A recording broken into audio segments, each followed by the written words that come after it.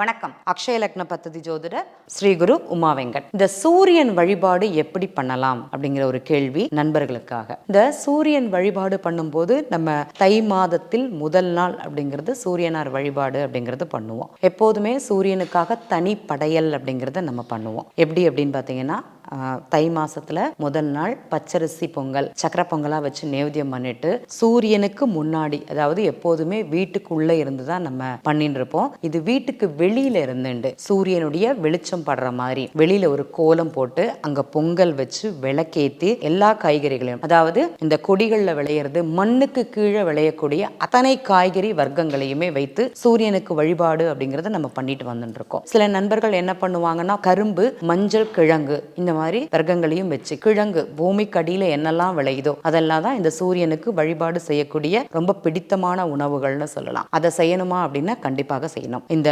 வழிபாடு பண்ணும்போது அர்க்கியம் சமர்ப்பிப்பதுன்னு சொல்லுவோம். என்ன பண்ணுவாங்கன்னா, ஒரு ஜலம், ஒரு சொம்புல ஜலத்தை வச்சுட்டு சுவாமி முன்னாடி வச்சு அங்க சூரியனுக்கு விடுற மாதிரி அந்த பொங்கல் வச்சு நேவேத்தியம் பண்ணிட்டு சுவாமிக்கு விடுவது அப்படிங்கிறது ரொம்ப விசேஷம். அன்னைக்கு தான் சூரியனுக்கு வெளியில இருந்து தீப ஆராதனை அப்படிங்கிறது பண்ணுவோம். எல்லா நேரங்கள்லயும் கேட்டீங்கன்னா கிடையாது.